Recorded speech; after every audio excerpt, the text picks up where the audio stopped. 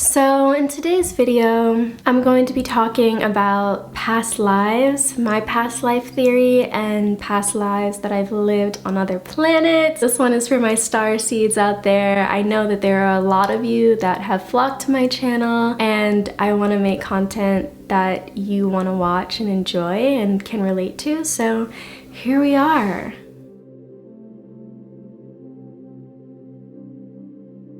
Blessings, divine reflection. Welcome to my channel, or welcome back to my channel. If you're new, my name is Idalis. I'm a spiritual healer, a bridger of consciousness, a bridger of realms, okay, is what I like to think of myself as. And on this channel, I talk about esoterica, the occult, and give you tools for the spiritual journey. If that's something that interests you, definitely hit subscribe and the notification bell. I'm going to share with you now an experience I had of meditating on one of my past lives as a Pleiadian starseed, actually. And before you jump to any conclusions, just hear me out. You know, I doubt the people who clicked on this video in the first place need any intro to the weird and the crazy. But yeah, while I was meditating on the Pleiadian frequency, I asked Spirit actually how my twin flame and I incarnated onto Earth. I asked why our mission is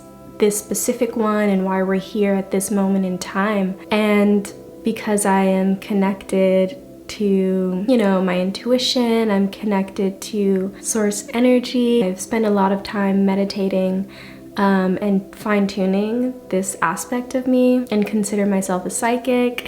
I do offer readings for any of those wondering, but that's beside the point. When I asked Spirit how it was that we reincarnated onto Earth, I was shown a vision, and it was me and my twin on one of the stars of the Pleiades, you know, or on the dimensional frequency of the Pleiadians. And our light bodies were in the form of, you know, the light beings that inhabit star systems. And at the moment that we decided to reincarnate on Earth, a portal of light opened up and we were shot onto Earth. It was really that simple. All we had to do was decide, and then we were reborn again into these physical bodies. And the idea of being able to travel through portals is not an idea that's unfamiliar to me. If you watch my story time, I had a really profound experience where a lot of things happened. Seeing the flower of life, feeling myself as one with the universe, not as a spiritual concept, but in like actual reality. So that was really beautiful. But I also experienced a portal opening up during that trip. My friend and I, we were speaking with our friends in the grass, and in a flash of a second, a portal of light opened up and shot us through. Entire hours had went by. What was then daytime was suddenly nighttime, and we had both felt that energy. We both went through the same portal somehow. We don't know where we were during those hours. It seemed like nothing had changed. So I feel as though when we die, you know, we do reincarnate, we are reborn. I believe the physical vessel stays on the earthly plane, but that part of us which is connected to a higher source, the part of our being that is not physical, that transcends, that is energy, reincarnates and lives on. So this is a topic that's largely explored in the East, with Buddhism being one of the biggest contributors to this theory of lives being lived over and over in order to purge our karma, right? There are also stories of enlightened beings who have lived on, right? Tahoe Buddha is one. And, you know, there are stories of gurus who have come back from the dead and appeared before their disciples in order to relay knowledge, and I'm going to talk about one of these gurus later on in the video. But this topic is also explored in modern day science and in quantum physics. I watched this show on Netflix that's also on the History Channel. It's called Ancient Aliens. This specific episode was called The Time Travelers, and it basically explored the idea that time travel is possible. This really, I felt, resonated with my concept of reincarnation. So basically, we've moved from Newton's law of physics to Albert Einstein's law of physics, which states that space is not a fixed entity, right? That it's malleable. And in Albert Einstein's theory, if you can move faster than the speed of light, then you can manipulate time. And if light beings, aliens, and star beings that exist on these higher dimensional planes of consciousness, if they are made of light, then it is possible that they could travel at the speed of light or even faster. So that kind of ties in with my whole idea of like being able to open portals to different dimensions, and perhaps we could even open portals to astral realms or the heavens even now and travel through interdimensions. If you are familiar with the chakra system in the body, as you probably know by now, I am a certified Reiki healer as well, and I think chakras are amazing. Check out the Healer's Journey playlist as we journey through the chakras, which are essentially, you know, these realms of consciousness within the body. The higher we rise along the chakra system, the more tuned we become to higher realms of consciousness. And this happens through ego death in the third eye and transcendentalism in the crown. And there are chakras that go beyond the body. As you enter these higher realms of consciousness, you become aware of the energy that permeates throughout all of existence, right? You become aware that matter isn't a solid form, but is made up of an energetic signature, that it's buzzing with spirit. And if you study esoteric knowledge and universal law, if you subscribe to the Goddess Divine YouTube channel, then you are aware of your ability to manipulate that energy. And because these alien beings that exist on these higher astral planes of existence, the realms which I believe we travel to when our soul is ready to leave the body, these alien beings all have access to this knowledge because they are that pure energy, they are that pure light, they are, in a sense, a pure version of spirit and source energy because they operate at a higher level of consciousness. It is also very possible to access these higher states of consciousness now in our physical body, right? Not just at the time of our death, which very few of us remember coming down from. This high source, the source that has created all that is in existence, is accessible to us here now. In African mysticism, there are legends of people who are able to use their higher level of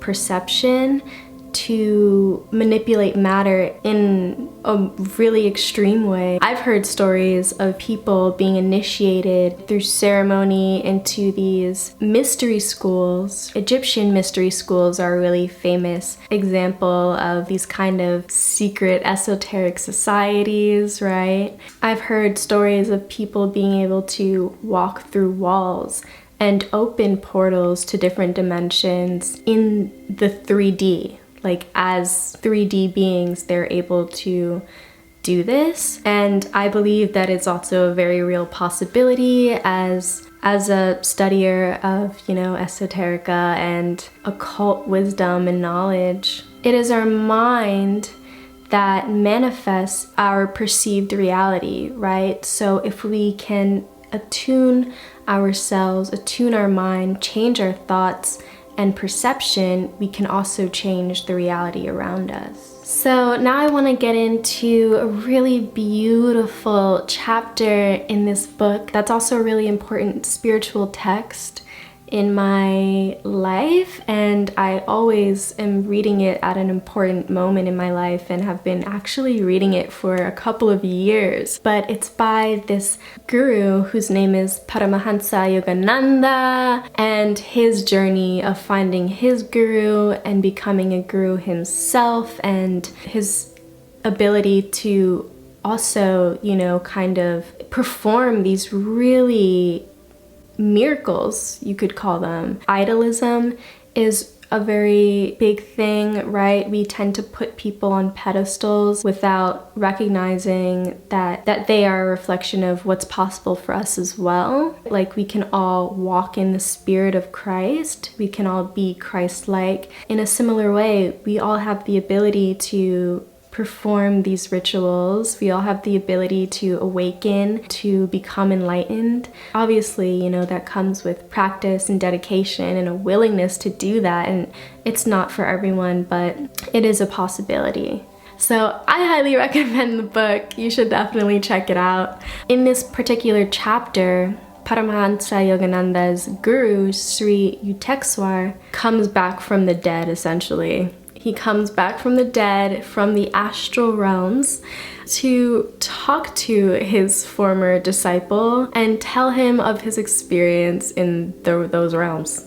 So yeah, it's I feel like far-fetched for some, maybe not for others, but this is his autobiography. In this chapter, he talks about what happens when the soul leaves the body, how if you're conscious when it leaves the body, that you are able to kind of explore the astral realms in a conscious state and choose to reincarnate if you'd like. He talks about being able to manifest things with thoughts out of nowhere, like you could think of something and then it would appear. What I envision it as is just like this pure light space where form is less dense. He talks about astral karma being worked out in the astral realms, how there are like astral prisons for the lower kind of vibrational entities of the universe, for evil spirits, and he talks about spaces of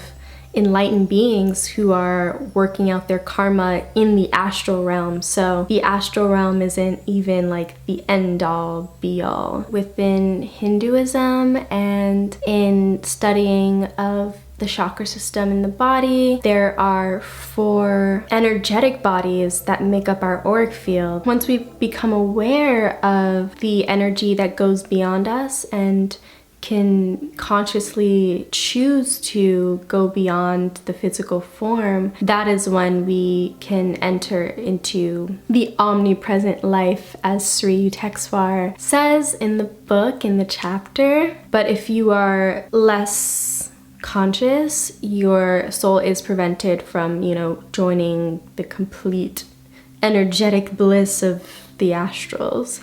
That's kind of my theory of past lives. If you are conscious enough, you can choose to come back into physical form, you know, for a higher purpose, and is probably what a lot of you feel yourselves. So I'm sure that my fellow starseeds can relate. And of course, if you don't feel connected perhaps to, you know, these higher planes of consciousness, you probably have had karma in a past life that had to be worked through in this one. In astrology, there are planets and, you know, astrological placements that talk about the idea of lives being lived on beyond the realm of the physical plane and the potentialities of our lifetime based on energies of past lifetimes. Because of all of these things, everything that I study and practice and my experiences, my concept of the astral realms and of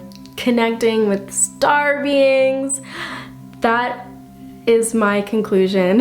I hope that this resonated with you. If it didn't, let me know why in the comments. If it does, let me know why. I really wanted to just open a discussion on the topic because it's something that interests me. This channel is sort of an outlet for me to discuss my crazy concepts that I can't normally. So I want to have that discussion with you. Like this video if you like it. Share it because it's high vibe and we're trying to raise the vibration of the planet, so do your part. I love you and I will see you next Tuesday for a brand new video. Mwah! Bye!